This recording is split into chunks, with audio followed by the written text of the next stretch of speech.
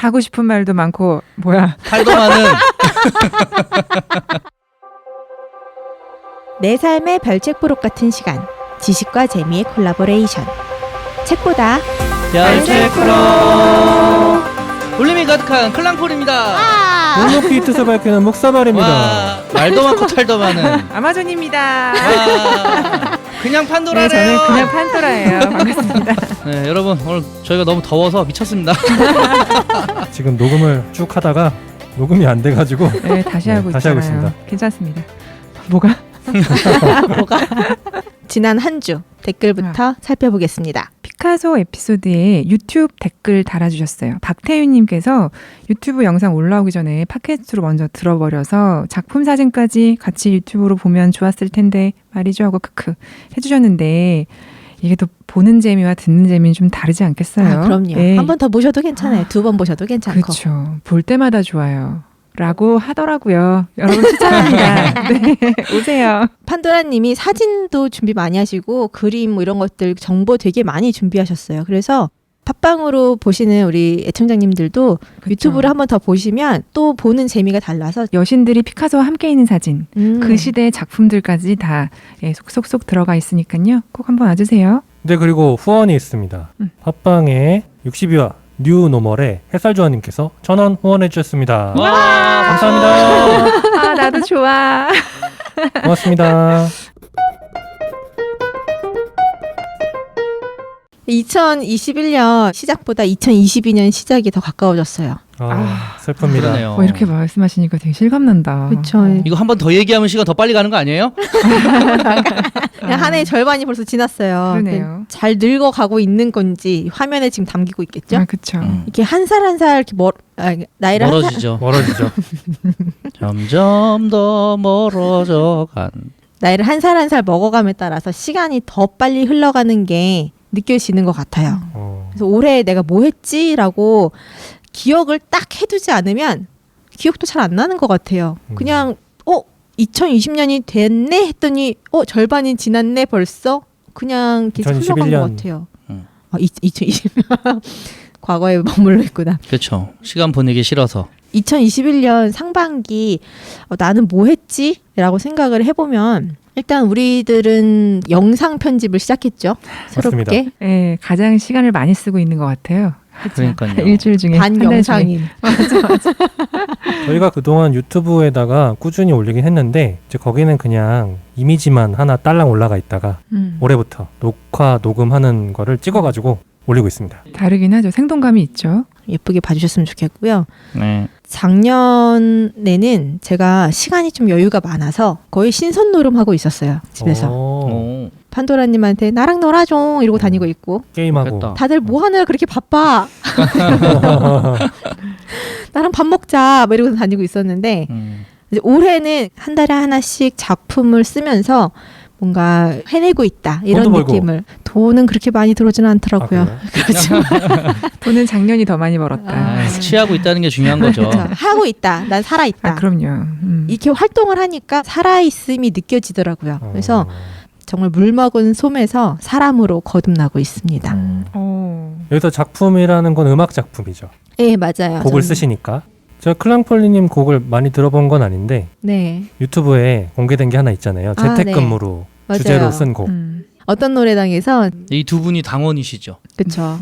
어떤 노래당이라고 하는 창작 합창단이 있는데 거기에 저희가 소속 작곡가로 일을 하고 있어가지고 네. 거기에 이제 릴레이 작곡 프로젝트라고 했는데 클랑폴리님 곡이 좋죠. 저는 두 번째 작품을 했고 또 판도라님은 네 번째 작품을 하셨죠. 다음에 이제 별책부로이랑 콜라보 한번 하시죠. 그래서 어떤 노래당 유튜브 채널에도 좋아요, 구독. 주소 여기 있습니다. 주소 여기. 그래. 어떤 노래당 구독자를 한번 섞읍시다. 섞을까요? 아, 좋네요. 좋다. 지난번 배터리 때도 제가 다 틀렸잖아요. 마지막에 하나 맞췄습니다. 왜 이래요? 컨셉이었잖아요. 아, 그쵸? 그치. 맞아요. 컨셉입니다, 그치. 여러분. 우리 청취자들 배려한 컨셉이었잖아요. 저희 원래 다 알고 있었어요. 그럼요. 다 어디 있었어요. 답안지. 그리고 제가 지난주에는 리허설도 갔는데 연주자가 이거 뭐예요? 라고 물어봤는데 이게 뭐였더라? 이럴 때가 있어요, 가끔. 그래서 나의 기억력이란 거의 금붕어만 먹는 것 같다. 아, 그냥 금붕어들 중에서 최고가 되십시오. 나 금붕어? 초등학교 때부터 저 치매가 아닐까라는 생각을 했었어서 뭐. 네, 치맥이죠. 끝나고 치맥이나. 아, 치매 대신에 치맥하는 걸로. 네. 알겠습니다. 얘기가 어디로 가고 있는 건가요 지금? 좀 다시 오세요. 아, 그래서 걱정이 되는 부분들이 있었어요. 지난번 작업을 했던 거를 뭐 잘했다 이렇게 칭찬도 받고 했는데 다음번에는 그만큼 잘할 수 있을까라는 어떤 생각. 네. 또 한편으로는 그런 것도 있죠. 뭐 예를 들어서 내가 지난번 작업할 때는 운이 좋아서 아, 그리고 그때 뭐 아마존님이 이런 정보를 주셔서 내가 그때 그래서 괜찮게 했는데 판도라님과 묵사발님이 도움을 주셔서 내가 뭔가 실수를 할 뻔했는데 그거를 벗어날 수 있었어. 도와줘서 그런 거지 내 실력은 아닐 거다 그쵸. 이런 생각. 그런 생각이 있어서 꽤 괜찮은 작업을 한 건 아니었을까. 그러면 만약에 이 사람들의 도움이 없었다면 그럼 나는 나 혼자 할 수 있을까? 할 수 있죠. 요지껏 이렇게 도와줘서 내가 이만큼 했는데 나는 사실 능력이 좀 없지 않을까? 그거 너무 좋았어라고 칭찬한 사람들이 나의 이 무지함, 무능함을 알게 되면 나는 어떻게 될까? 꼬리에 꼬리를 무는 생각들이 이어져 가다 보면 내가 나 자신을 과소평가하게 돼요. 그래서 원래 능력이 내가 뭐 이만큼이었든 얼마만큼이었든 간에 나 이퀄 모질이 뭐 이렇게 자기 비하하게 되고 또 남들 앞에서 보여진 내 모습이 이거 가짜인 것 같아. 그들을 내가 속이고 있는 걸지도 몰라. 난 사기꾼이야. 그렇게까지 생각할 수도 있다. 내가 이 사람들에게 부족한 사람임을 들키지 말아야 해. 이렇게 생각을 하게 될 수 있다는 거죠. 그럴 수 있죠. 얘기 듣다 보니까 사실 좀 흔히 하는 생각들 아닌가. 조금씩은 다 할 것 같다. 이런 생각도 드네요. 정도의 차이는 있을 수 있지만 예. 조금씩은 하고 있는 생각들일 수 있을 것 같아요. 아, 나는 모질이라고? 그 뭐 극단적인 어떤 순간에는 그렇게도 느껴질 것 같고 지금 쭉 이렇게 읊어서 이런 경우 저런 경우 크랑폴리님께서 말씀해 주시는데 저는 맞아 그때는 나도 이랬지 나도 이런 적이 있는데 하고 뭔가 그 과거의 언젠가들의 판도라 모습이 이렇게 쭉 지나가네요 저는. 그래서 오늘 우리의 주제는 모질입니다. 모질이 아니고 가면 증후군입니다. 좀 그런 걸 가면 증후군이라고 하네요. 임포스터 신드롬. 맞습니다. 오. 가면 증후군, 임포스터 신드롬은 1970년대 이제 조지아 주립대학의 심리학 교수인 수잔 아임스랑 홀린 클랜스가 공동 집필한 책이 있는데 이 책에서 처음 사용한 용어라고 해요. 번역을 하면 높은 성취도를 이룬 여성들의 가면 증후군. 당시에는 한 162명의 높은 성취도를 이룬 여성들을 대상으로 조사를 했더니 자신의 성취를 이건 별거 아니야 라고 치부하고 내 능력에 의해서 성공한 게 아니라는 것이 혹시 드러날지도 모른다 라는 믿음이 그들 사이에 만연해 있었다고 해요. 무슨 성취였을까? 뭐 연봉 얼마 어디 위치까지 무슨 네, 직업에 그런 뭐 좋은 것들이죠. 거 뭐 이렇게 어디 대학 출신 뭐 이런 거 막 다 따졌겠죠? 그런 분들을 대상으로 조사를 따로 했던 것 그랬을 것 같아요. 당연히 뭔가 성공을 했다라고 우리가 보여지는 사람들은 그렇죠. 당당하고 자신감이 넘치고 이런 모습이라고만 생각을 했는데 그들 내면에는 내 성공이 내 능력에 의한 것이 아니야 라는 생각을 했다라는 거죠. 그리고 혹시 그게 드러날까 봐 두려움을 갖았다. 라는 얘기예요. 이 심리학자 아임스와 클랜스가 이 책에서 말하는 가면 증후군은 다른 사람이 당신을 유능하다고 생각하는 것만큼 유능하지 않다고 내가 믿는 나의 내적인 경험이 계속 쌓이면서 이런 증상들이 나타나게 된다고 해요. 그래서 좁은 의미로는 예를 들면 지능이 뛰어나다고 주변에서 사람들이 인식을 하는데 너 진짜 머리 좋다 뭐 이러는데 난 아닌데 사실 나 그렇게 똑똑하지 않은데 나 어제 밥 뭐 먹었는지 기억 안 나는데 이런다든지 아니면 뛰어난 성취를 했는데도 그거 판도라가 도와줘서 그런 건데 그러니까 누군가의 덕분에 충분한 능력이 있고 많은 업적을 이루었음에도 자신의 성공이 노력으로 얻어진 것이 아니라 운으로 얻어졌다라고 생각하고 내가 지금껏 주변 사람들을 속여왔다라고 생각하면서 불안해하게 되는 심리예요. 클랑폴님 지금 그래요? 나도 그런데 저거 나도 그렇게 생각해 봤는데 라는 부분들이 있더라고요. 이게 정말 유능한 사람뿐만이 아니라 모든 사람들도 경험할 수가 있는 부분인 것 같아요. 물론 이 책에서는 높은 성취도를 이룬 여성들에게 더 많이 나타난다 주장을 했고요. 1978년도에 만들어진 책이거든요. 근데 완벽주의적인 성향을 갖고 있는 사람에게도 나타날 수 있다라고 해요. 간단하게 보면 나는 가짜야. 난 사기꾼이야. 다 속고 있지. 속고 있습니까 지금 저희? 지금 속이고 속고 있는 계시죠? 거예요? 그렇구나. 근데 내가 가면 증후군을 갖고 있다면 이렇게 얘기하지 않아요. 그냥 속으로 생각하는 거죠. 난 사기꾼인데 저 사람들이 언제 나의 정체를 알게 될지 몰라.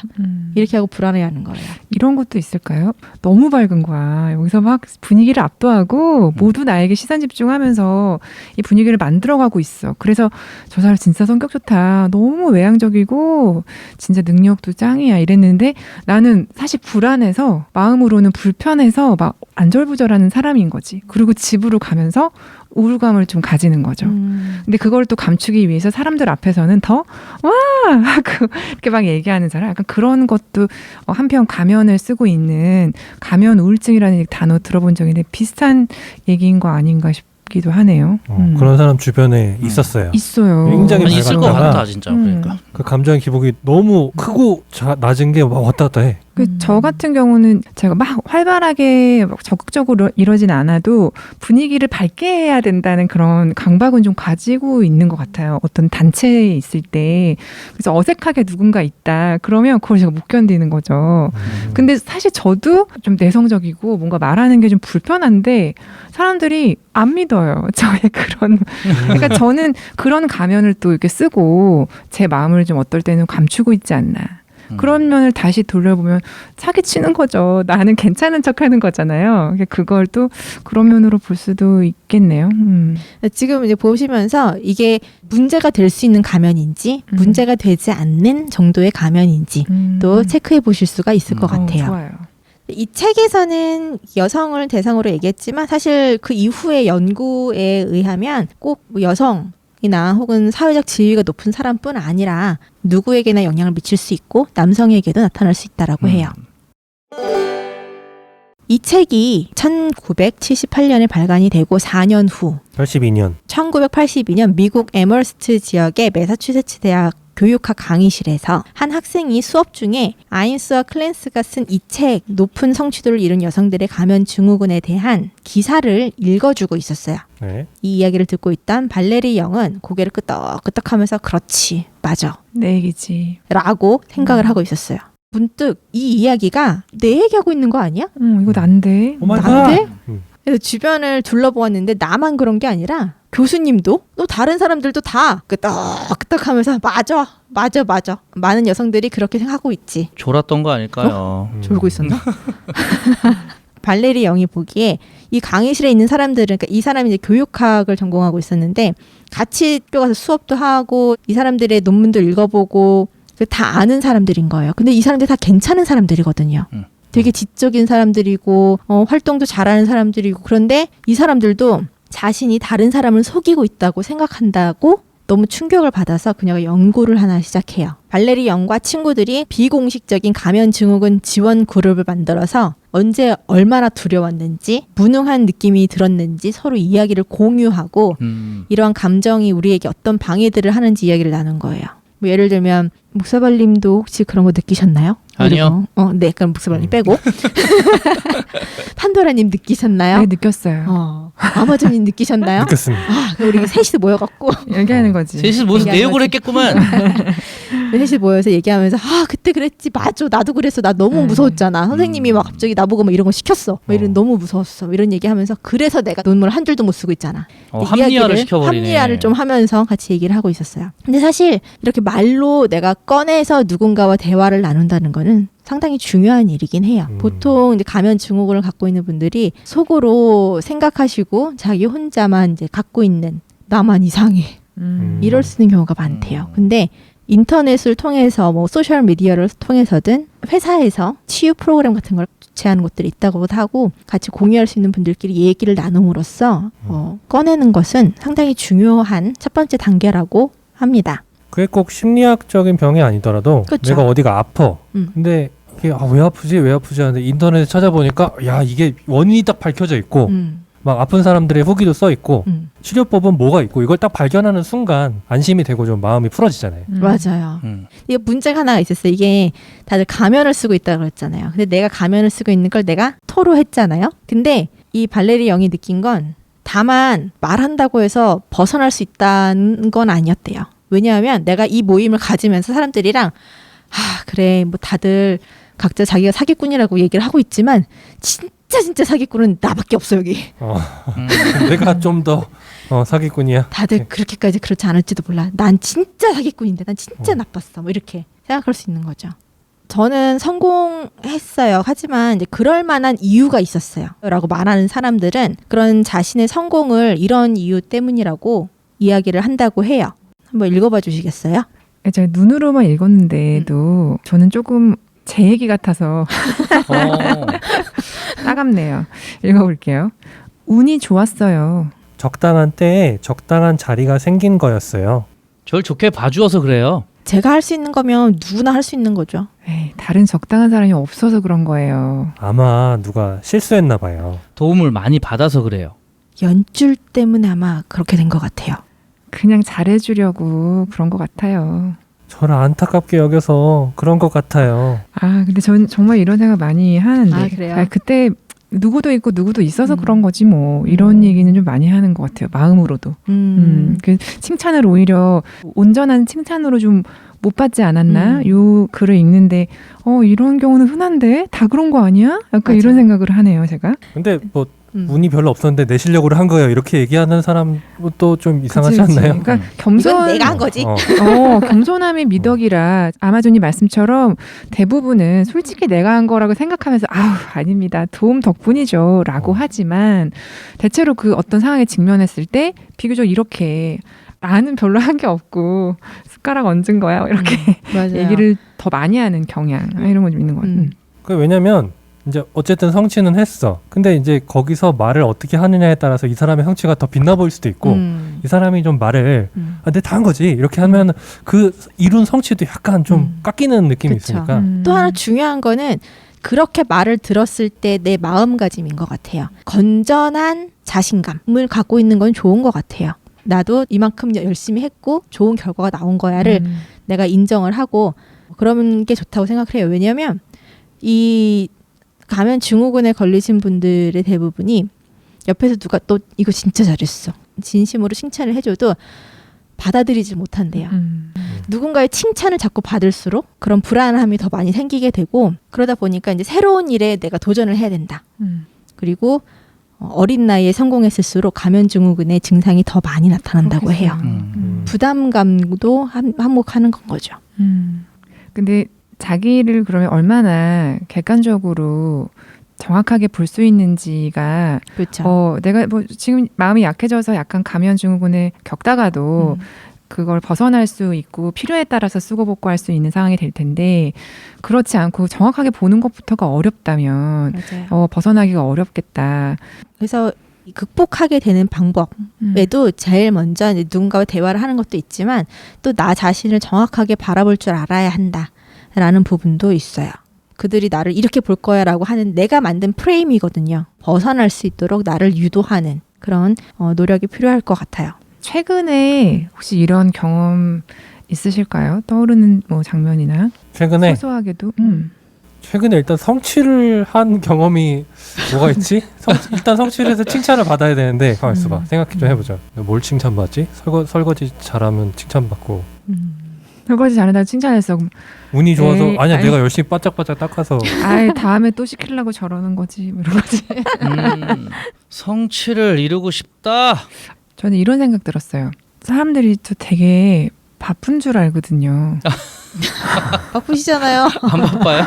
저 안 바쁘거든요. 엄청 바쁘신 걸로 알고 있는데.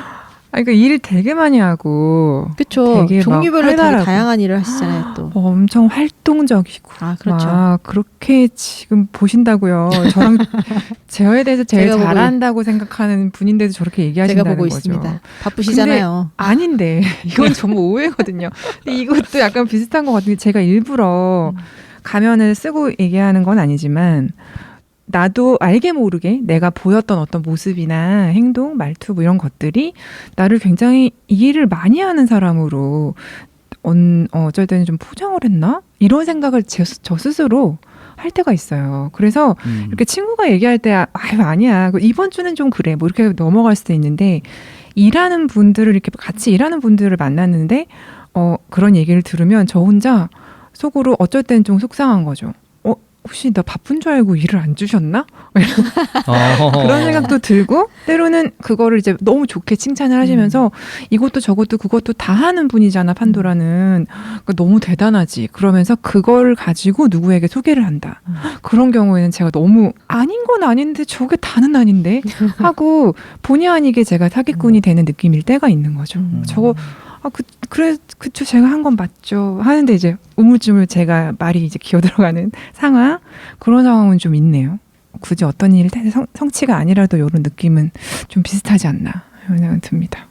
뭔가 새로운 거를 발견을 했다거나 혹은 잘 모르는 게 있어서 판도라님한테 질문하면 답이 안 나오는 적이 없어요. 그래서 그래요. 이거를 다 알려면 저 사람은 분명 하루에 26시간을 쓰나? 어떻게 다 알지? 언제 저걸 다 해봤지? 그래서 바쁜가 보다. 근데 여기에서 제가 항상 생각하는 게 이만큼은 다 하지 않나? 하는 생각과 난 너무 게으른데 이렇게 너무 이것도 저것도 하고 너는 24시간보다 더 쓰는 것 같아. 엄청 부지런해. 이렇게 얘기하면 제가 몸둘 바를 모르겠는 거예요. 나 오늘도 오전 내내 잤는데 뭐 이런 거 있잖아요.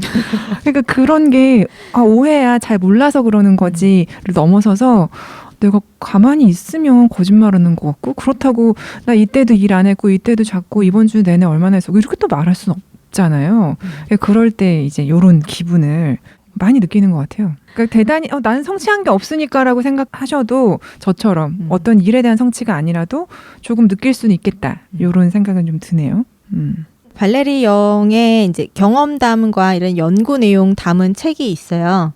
The Secret Sauce of Successful Woman이라고 하는 책이 있는데 2011년에 출간되었습니다. 이후에 연구에 따르면 이런 감정들이 여성에만 나타나는 게 아니라 남성에도 나타날 수 있다고 하고 이래서 시작되었어라고 알 수는 없지만 그렇기 때문에 우리가 증후군이라고 부르는 거거든요. 병명이 아니라. 그럼에도 불구하고 엄연히 이름이 있는 증상인 거죠. 오늘은 이런 책 소개도 사례들도 말씀드리게 될 건데요. 나도 그렇게 생각한 적이 있는데 라고 생각이 드시는 분들은 메모해 두셨다가 그 극복 방법도 우리가 이제 같이 얘기를 나눌 텐데 이런 거 해봄직하다 싶은 것들 나에게 좀 잘 맞는 것 같아 라고 생각되시는 것들은 따라해 보시면 좋을 것 같습니다.